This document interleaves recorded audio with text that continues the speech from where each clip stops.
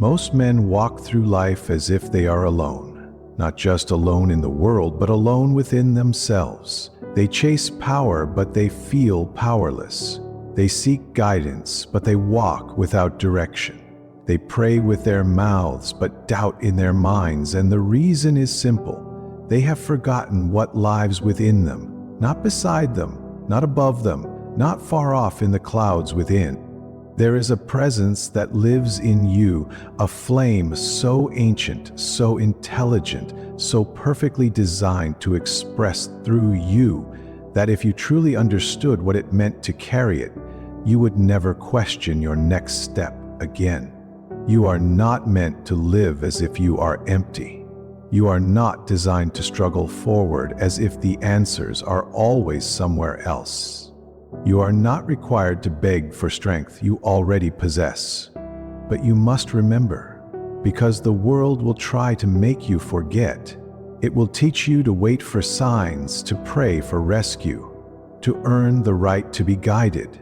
But infinite intelligence, the mind of God, was placed within you the moment you were born, and not as an idea, as a law, as a force, as a voice that doesn't scream but knows. The tragedy is not that most people are weak. The tragedy is that they do not know who is living in them. So they shrink, they settle, they follow, they mimic, they drift.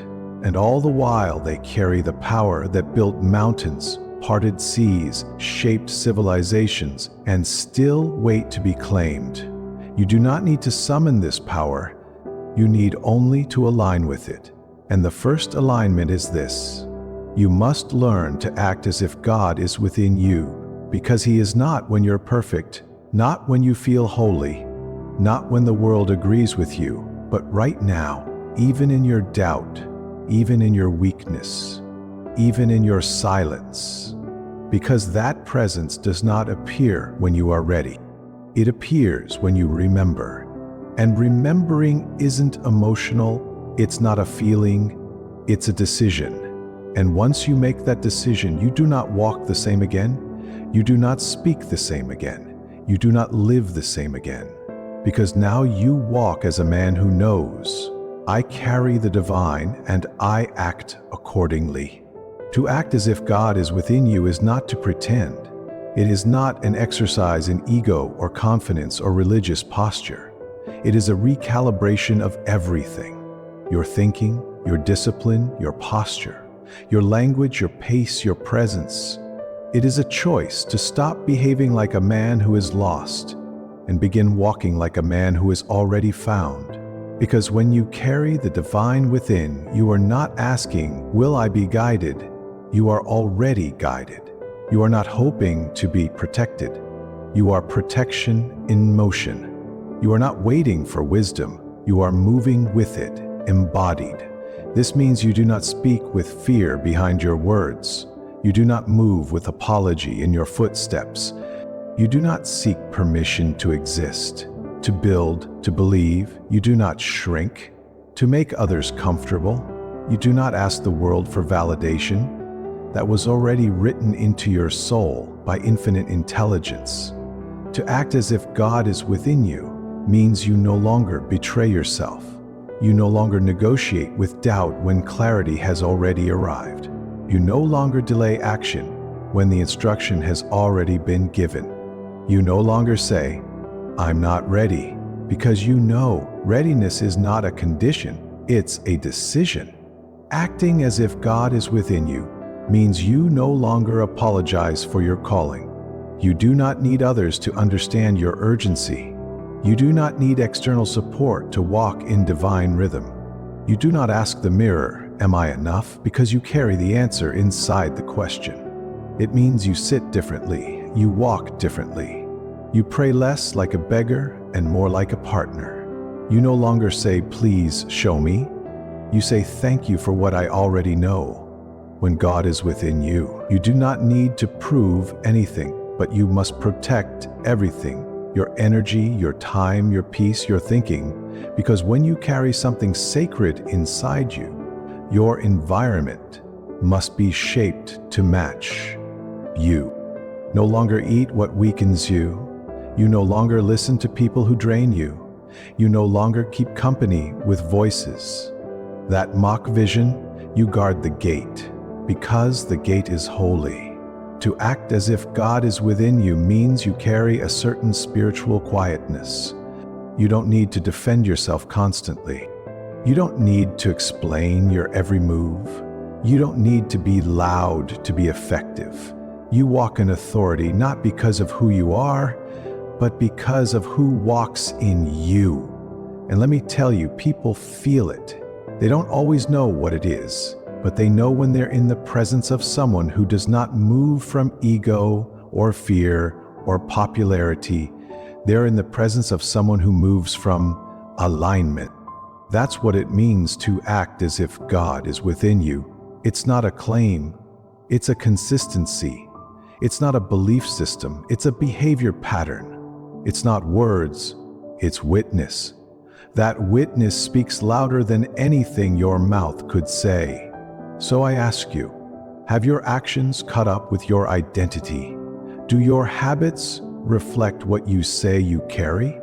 Does your tone, your pace, your discipline show the world that you are not alone when you walk? Because the ones who carry the divine do not need to. Once a man begins to act as if God is within him, he no longer lives for approval. He lives for expression, not self-expression, but divine expression. You see, infinite intelligence is not a static force. It does not reside in you like a statue in a temple. It moves, it speaks, it creates, and it requires a vessel. It needs a mind to think through. It needs a mouth to speak through. It needs hands to build through. And if you will not offer yours, it will move to the one who will. Because the divine does not wait on potential. It flows through availability. When God lives in you, you become a channel. You begin to feel thoughts that didn't come from study ideas, that carry more weight than your current level of knowledge. Words that arrive faster than your ego can prepare. If you try to own it, if you say, look what I've done, you sever the source. But if you say, use me again, the power continues. This is what the world doesn't understand about spiritual genius. It is not man achieving greatness. It is God expressing greatness through man. And that expression only comes through the available and the obedient. So, when the divine begins to express through you, you begin to speak differently. Your words stop seeking attention. They start becoming instruments. You begin to write differently. You do not write to impress. You write because the message is already burning and must be released. You begin to move differently. Every decision is shaped by an invisible alignment. You no longer question. You begin to sense timing. You say yes when the moment is ripe. You say no without guilt. You're no longer guessing. You're tuned. You may not always feel holy. You may not always feel ready, but that doesn't matter because God does not wait for your mood to match your mission. He moves through the man who shows up again and again. He speaks through the mind that remains quiet enough to receive. So the pressure changes. You stop trying to come up with the perfect thing to say. You stop trying to map the entire future. You stop trying to own the outcome because your role has changed. You are no longer the source, you are the servant of the source. And in that role, there is no pressure, only obedience. There is no competition, only calling. There's no comparison, only clarity. Once you realize that the divine is trying to move through you, you stop asking, am I worthy? And you start asking, am I ready?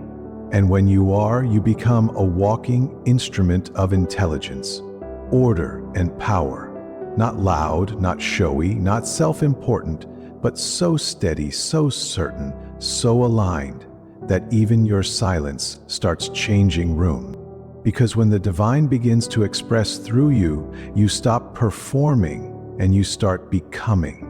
And that is when people stop seeing you and start seeing what's moving through you. Let us now expose the lie, the quiet deception that has paralyzed millions of gifted, spiritual, capable people. I'll act when I'm ready. But let me speak it plainly. Without softness, you will never feel ready to carry what you were born to carry. Why? Because divine assignments do not arrive at your level of comfort. They arrive at your level of obedience. Readiness is a feeling. Obedience is a decision. And if you live according to feelings, you will die with unused potential. The man who waits to feel worthy. The woman who waits to feel holy. The mind that waits to feel qualified misses the moment because the divine never gave you instruction based on your mood. It gave it based on your alignment. And when that alignment is felt, you must move immediately. You don't act because you understand. You don't act because you feel perfect. You act because the signal was given. The signal is not sent twice. Every calling arrives with a short-lived gate, a spiritual window, and those who act inside the gate become instruments of power. Those who delay watch the window close, not out of punishment, but because momentum was passed on to the one who moved. You must stop negotiating with your emotions. You must stop waiting for your circumstances to confirm your calling. You must stop assuming that God will delay His plan until your insecurities are satisfied, because He will not. The moment you receive the inner knowing that this is the time, that this is your message, that this is your opportunity, you are accountable. And the man who delays that accountability, who says, maybe later, who says, when I feel confident, who says, when I have more proof, has already disqualified himself from the anointing, because power flows through the ready, not the perfect. And readiness is not what you feel, it's what you decide. So I ask you, are you waiting for more signs? Are you holding back your voice because you fear being misunderstood? Are you withholding action because you haven't figured out step 5, when step 1 is still undone? Are you still asking for confirmation after being shown what to do again and again? If so, understand this. You do not lack clarity. You lack commitment to what is already clear, and clarity without commitment is torment. You'll feel it every morning. The knowing, the pull, the guilt, the ache, not because you're cursed, but because you are chosen and ignoring the call. Do not ask for the calling to come again. Act on the one that already came, because the divine does not waste energy. It will not keep giving instruction to a mind that waits for emotional alignment first. The moment you say yes, without full understanding, without full preparation, that is when everything begins to align. Resources begin to arrive. Confidence builds in motion. Power flows to your hands because they're already moving. And the fear that ruled you starts falling away. Not because it disappears, but because it cannot keep up with your pace. You must act before you feel ready, because readiness is the reward of obedience, not the prerequisite. Move first. Everything you thought you needed will begin to meet you in the path, because that's how the divine works. Faith is not proven by stillness. Faith is proven by motion. So, I say to you one final time in this chapter, do not wait until your hands stop shaking. Move while they're shaking. Do not wait until your voice feels steady. Speak while it trembles. The man who obeys in his fear will one day walk in such power that fear will no longer recognize him. There is a kind of power that cannot be faked. It does not come from wealth. It does not come from titles. It does not come from how many listen when you speak. It comes from who you are. Before you open your mouth, from the weight you carry in silence. And that weight, true weight, only comes when a man has remembered that God is within him. Most people raise their voices to be heard. The man who walks with inner authority speaks softly and still. Everything leans in. He does not need to sell himself. He does not need to be validated. He does not need to prove that he belongs, because he already knows. This kind of man does not speak to impress. He speaks when necessary. He listens more than he talks. He does not enter every debate. He does not explain truth to those committed to misunderstanding it. He does not wrestle with noise, because noise is no match for presence and presence. True presence is not the result of charisma. It is the consequence of alignment. The more aligned you are with what lives inside you, the less desperate you become to be seen. On the outside, you carry spiritual gravity. People feel it when you walk into a room. They cannot define it, but they respect it. They sense that your confidence doesn't come from preparation, but from possession. You are possessed not by fear, but by purpose. Not by performance, but by presence. Not by needing to be known, but by being already known by the one who lives within you. This is why the man who walks with God inside no longer acts like he's searching. He walks like he is found. Not everything, but the one thing that shapes all others. His confidence is not loud, it is calm. It is anchored. It cannot be bought. It cannot be faked. And it cannot be explained to those who haven't tasted it. This is the paradox. The closer you come to the divine within, the less you need to declare it. Your stillness becomes your sermon. Your decisions become your doctrine. Your walk becomes your witness, because when you no longer need to convince the world of your power, the world starts responding to you in ways it never did before. Opportunities flow faster. Opposition feels weaker. Criticism shrinks in importance, and peace becomes your constant environment. Not because life is easy, but because confidence is not noise, authority is not volume, and spiritual alignment does not scream. It moves differently. It pauses, it breathes, it speaks when it's time and not a second earlier. It answers when it's called, but never chases applause. It builds slowly, but what it builds lasts forever. So if you are still trying to be loud enough to be respected, still trying to outwork your insecurity, still trying to prove you carry something valuable, stop. Be still. Be consistent. Be faithful to what you already carry. Because the loudest man in the room is not the most powerful. The most powerful man in the room is the one whose silence makes others uncomfortable, because it reminds them of what they've forgotten within themselves. Let them feel it. Let them notice you're calm.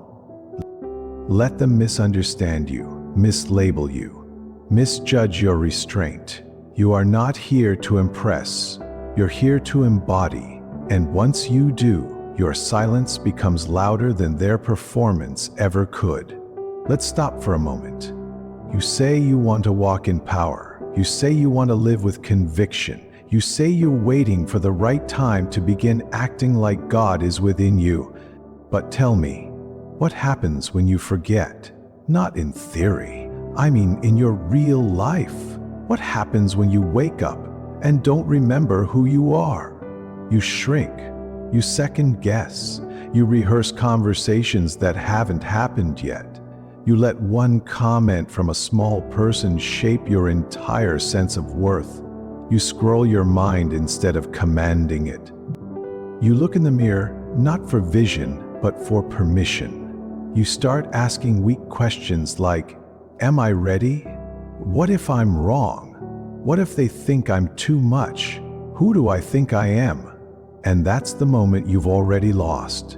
Not because the world is against you, but because you've stepped out of alignment with what lives inside you. The shrinking happens fast. It starts in your posture, then it moves to your voice, then it touches your decisions, and soon you are no longer living, You are surviving, managing, maintaining, drifting, and you'll justify it. You'll say things like, "I'm just being humble. I don't want to be arrogant, maybe. I should wait until I'm more experienced. I'm just tired right now." But deep down, you know the truth. You're not tired. You're disconnected. You forgot. You forgot that you carry something infinite. You forgot that silence doesn't mean absence. You forgot that confidence isn't noise, it's remembering who sent you. And in that forgetting, you trade your fire for fog. Let me show you what that looks like in real life. You had the idea, but you didn't act. You felt the nudge to call, but you let the fear of awkwardness win. You had the urge to build, but you waited for more resources. You had the strength, but you shrunk yourself to fit their expectations. You heard the inner yes. You asked for 3 more confirmations just to be safe, and now you're restless. You are replaying everything. You're exhausted, not from action, but from delaying action, because nothing drains a soul faster than knowing what to do and doing nothing. This is what forgetting looks like. It's not dramatic, it's quiet, subtle, daily, deadly. And that's what the enemy of your life wants. Not to destroy you with one blow, but to erode you slowly, by making you forget what's already inside you. So how do you stop shrinking? You remember. You remember by how you sit, by how you speak to yourself when no one's listening, by how you respond when fear shows up, knocking at your door, by how quickly you act when that divine urge stirs something in your chest. You remember in your behavior, because belief is nothing without embodiment. You cannot claim to walk with God and still crawl through life like you are powerless. So if you've been shrinking, if you've been hiding, hesitating, apologizing for your own fire, this is your wake-up call. Stand up, speak slower, breathe deeper, start the project, say no with your chest, and walk into the next room like you're not the only one walking in, because you're not. And the moment you remember who lives within you, the shrinking stops. And the world has to make room for a version of you it hasn't seen in a very long time. There is a way a man walks when he is empty, and there is a way he walks when he knows he is not alone.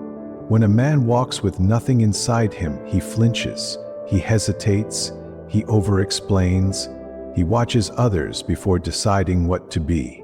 He responds to pressure instead of applying it, and worst of all, he follows a path made for someone else.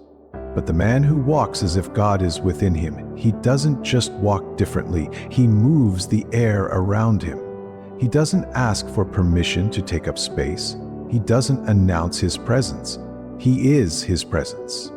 When he enters a room, people notice, not because he is loud, but because he is undeniable.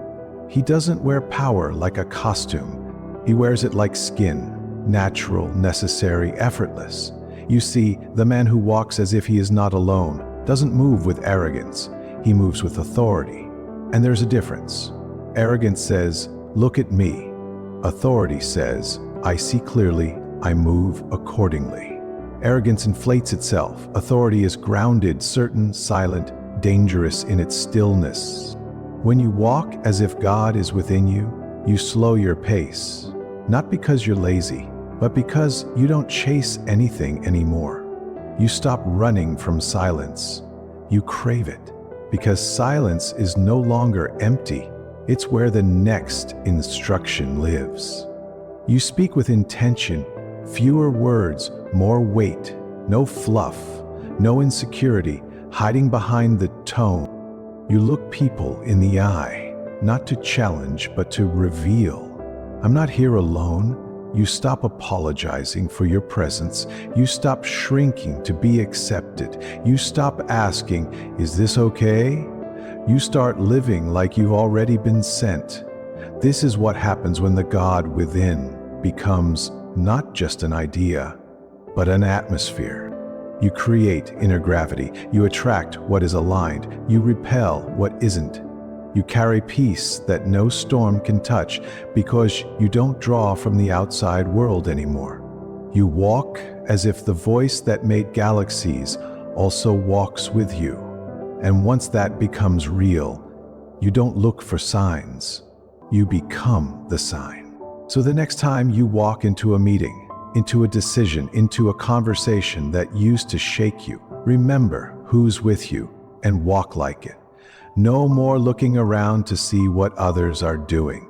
No more searching for the right vibe to match. No more giving your power away to the loudest voice in the room.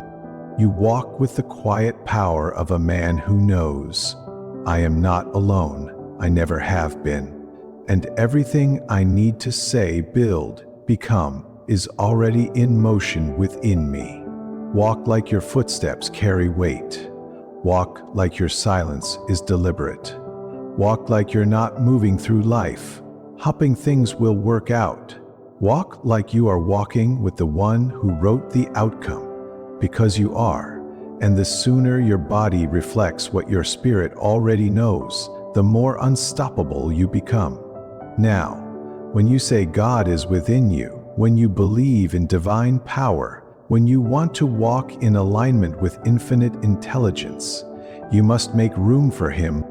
Have you cleared the space? Have you silenced the noise? Have you removed the distractions that block the signal? Because if your mind is full of fear, if your calendar is full of things that drain you, if your environment is full of voices that mock your calling, don't tell me you're aligned. Don't tell me God is within you. If He is, then where is the space for Him to speak? You cannot host the divine in a crowded house. You cannot carry infinite intelligence in a schedule ruled by distraction. You cannot hear what's sacred if all you listen to is noise. This is why most people never feel the power they claim to believe in, because their lives are too full of everything except what matters. They say they want clarity, but they never sit in silence. They say they want answers, but they never stop consuming input long enough to receive one. They say they want to hear God. They've handed their attention to the world. Let me be clear, your life is too loud for a whisper to survive. And God doesn't yell. He waits. He waits for the space to be cleared. He waits for your nervous mind to quiet. He waits for the chaos you've normalized to be released. He waits for your real, yes, not spoken, but demonstrated. So what does that look like? It looks like waking up and listening instead of reacting. Taking 10 minutes, not for more motivation, but for sacred stillness. Saying no to conversations that pollute your peace. Cutting ties with environments that cheapen your energy. Fasting not just from food, but from everything that clouds your vision, guarding your ears like gates. Watching what you consume, not because you're fragile, but because you're carrying something holy. You don't need to add more to your life. You need to subtract what's blocking your power. Because the God within you doesn't shout over your distractions. He waits for room, and when you clear it, He fills it, and suddenly, you think more clearly. You know what to say without rehearsing it. You feel strength without forcing it. You speak with weight, even in soft words. You move with peace, even when there's pressure, but only when space has been made. And that space isn't just physical, it's emotional, spiritual, energetic. Ask yourself, what am I holding on to that crowds my spirit? What relationships have expired, but I still carry what? Guilt, shame, regret, and past versions of myself. Am I dragging like dead weight? What patterns am I stuck in? Not because they serve me, but because I'm afraid of the stillness that will follow if I let them go. That's the hard truth. Some of you keep your lives loud because silence would force you to hear what you've been avoiding. But in that silence is where God lives. That stillness is where alignment begins. In that open space is where your next instruction is waiting. So if you truly believe He is within you, start proving it with what you remove. Because the clearer the room, the louder the whisper, and the louder the whisper, the more unshakable your steps become. Make room, He's already there. Now let Him move. There comes a moment in every life when the questions must stop. The begging, the wishing, the searching, the restless prayer that sounds like, when will someone help me? When will the way become clear? When will I be given the power? And the answer, though few are willing to hear it, is this: you were not meant to keep asking. You were meant to become the answer. You were not created to chase certainty. You were designed to embody. You were not placed on this earth to wonder who will rise. You were placed here to rise yourself, so others remember they can too. But here is the tragedy. Most will never rise, not because they lacked opportunity, because they never believed they were chosen to become the solution they waited for. They waited for the right man to lead, the right mentor to appear, the right door to open. But what if the door is not something you knock on? What if you are the door?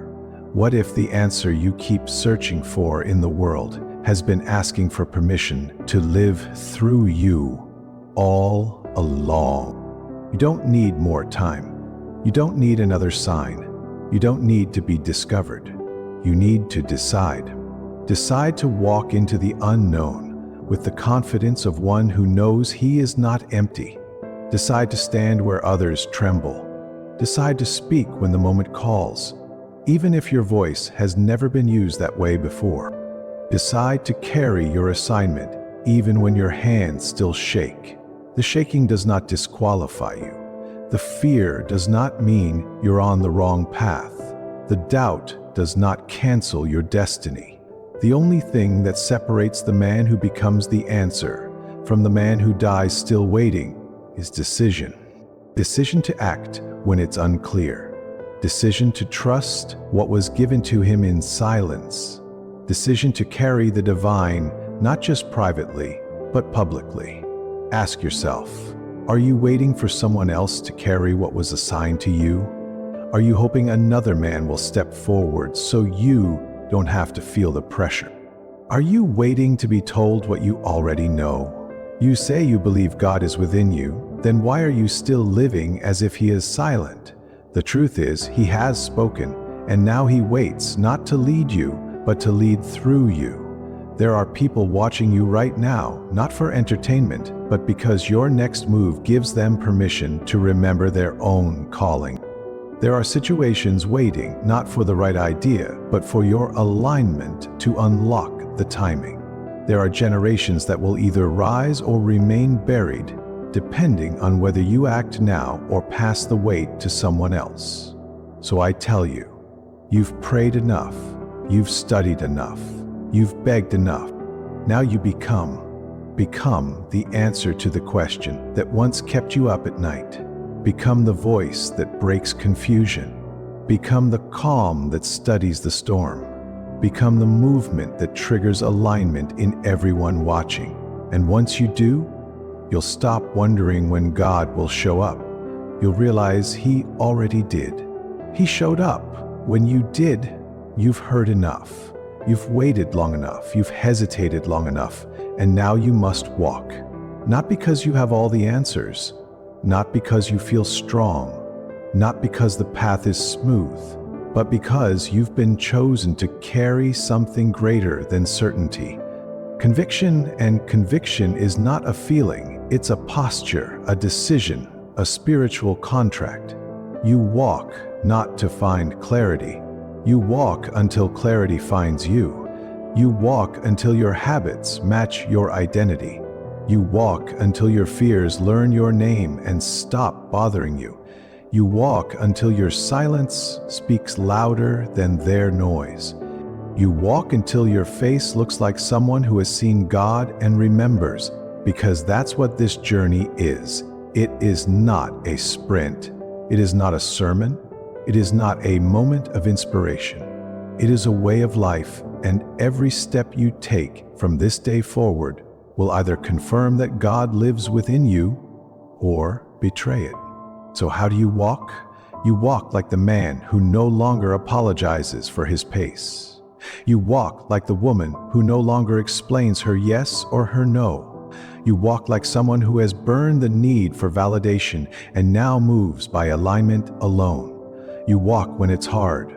You walk when it's quiet. You walk when it feels like no one sees it because you know the one who sent you still watches it.